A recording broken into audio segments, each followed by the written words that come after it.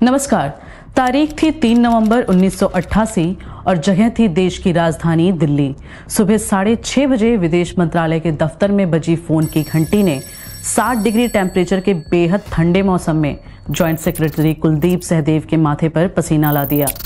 Phone पर हड़बड़ाहट भरी आवाज में उन्हें बताया गया, we are under attack, please save us, यानी हम पर हमला हो रहा है, हमारी मदद कीजिए।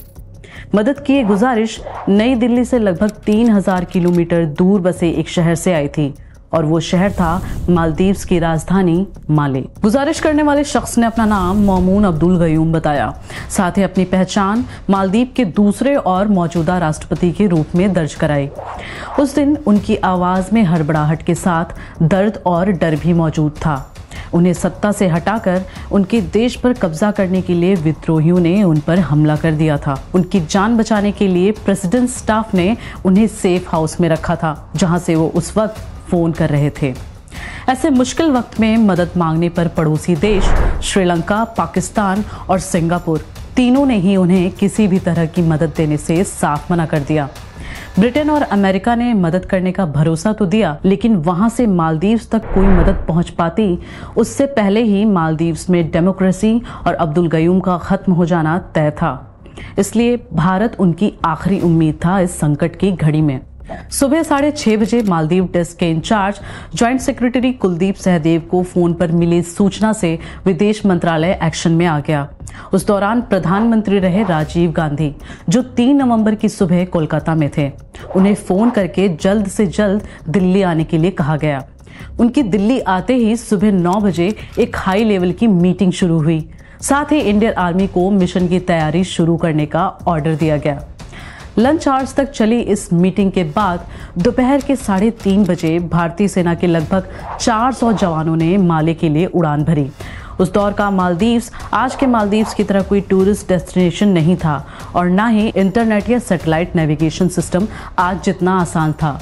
इसलिए मालदीव्स के बारे में ज़्यादा जानकारी न होने की स्थिति में हाई लेवल मीटिंग में रेफरेंस के लिए एक टूरिस्ट गाइड बुक दिखाई गई थी, जिसके आधार पर भारतीय फौज माले में उतरने में कामयाब रही।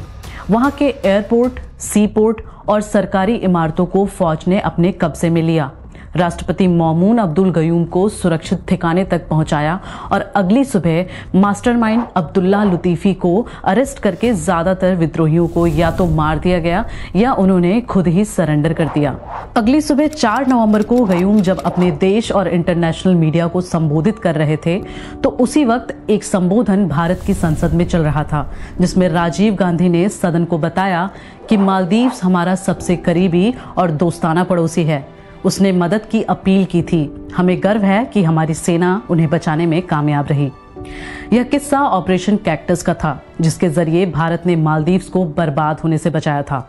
जैसे ही ऑपरेशन कैक्टस की जानकारी इंटरनेशनल मीडिया के हवाले से पूरी दुनिया तक पहुंची, तो दुनिया भर में भारतीय सेना की जांबाजी और अपने पड़ोसी देश को बचाने के लिए इस भारत सरकार की कुशल रणनीति की चर्चा पूरी दुनिया में होने लगी।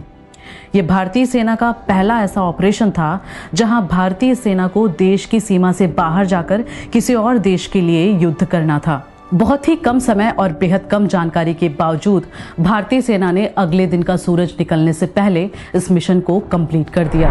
अमेरिका और ब्रिटेन जैसे देशों ने भी इतने कम समय में इतने बेहतरीन प्रदर्शन के लिए भारतीय सेना और जिनकी ऑब्जर्वेशन में ऑपरेशन कैक्टस को अंजाम दिया गया, कर्नल सुभाष सिंह जोशी को बधाई दी।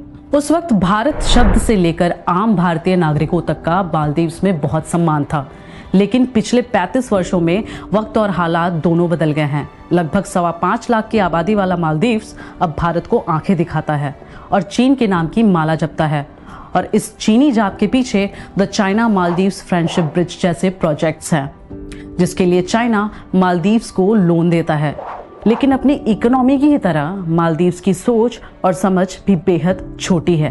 वो अभी नहीं समझ पा रहा है कि चाइना मदद के बहाने दोस्ती का हाथ बढ़ाकर उसे अपनी कर्ज के जाल में फंसा रहा है, जिसके बाद वो कर्ज ना लौटा पाने की स्थिति में मालदीव्स के आंतरिक मामलों से लेकर उसकी विदेश नीति तक को अपने इकोनॉमिक बेनिफिट्स के हिसाब से मोल्ड करेगा, जैसा कि भारत के अन्य पड़ोसी देशों के साथ किया जा रहा है, जिसमें म्यांमार, बांग्लादेश और श्रीलंका के साथ पाकिस्तान भी शामिल है।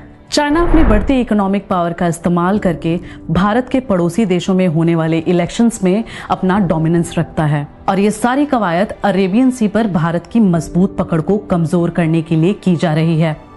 भारत के रिश्ते अपने पड़ोसी देश से जितने मजबूत होंगे, भारत की पकड़ उतनी ही अरब सागर पर मजबूत होगी और भारत की पकड़ अरब सागर पर जितनी मजबूत होगी, चीन की ग्रोथ में उतनी ही रुकावटें आएंगी, क्योंकि ट्रेड के लिए उसे Iran, Iraq, Pakistan, Egypt, Tanzania, south Africa, Italy, France, Germany, Spain या यूनाइटेड किंगडम जैसे देशों तक आने जाने के लिए इसी रास्ते को इस्तेमाल करना पड़ता है। इसलिए चीन अपनी स्ट्रिंग्स ऑफ पर्ल थ्योरी और बेल्ट एंड रोड इनिशिएटिव पर काम करते हुए भारत से सटे सभी पड़ोसी देशों को भारत के खिलाफ अपने फायदे के लिए इस्तेमाल कर रहा है। वसुधैव कुटुंबकम में विश्वास रखने वाला भारत कभी किसी पर पहले अटैक नहीं करता। इसीलिए पिछले कुछ महीनों में मालदीव से बायकॉट इंडिया और इंडिया आउट के शोर की आवाजें दिल्ली में स्थित प्राइम मिनिस्टर ऑफिस तक आ रही थीं। लेकिन फिर भी 56 इंच के सीने में अथाह सब्र लिए बैठे नरेंद्र मोदी ने मालदीव्स के आंतरिक मामले में कभी कोई दखल नहीं दिया। इसीलिए पीपल नेशंस कांग्रेस के मोहम्मद मोइजू 17 नवंबर 2023 को मालदीव्स के 8वें राष्ट्रपति बन गए।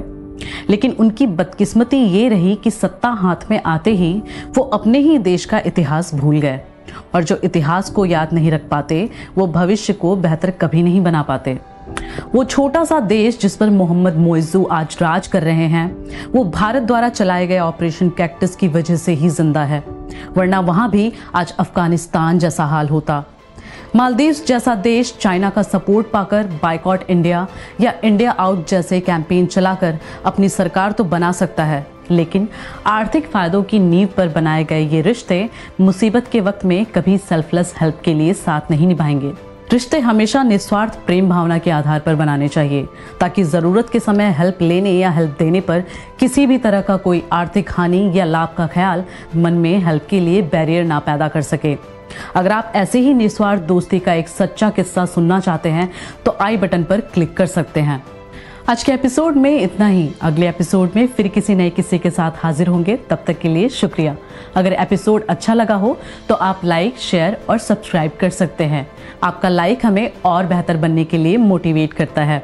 या आप अपनी पसंद का कोई प्रोग्राम चाहते हैं तो आप हमें कमेंट करके बता सकते हैं या आप हमें ईमेल भी कर सकते हैं।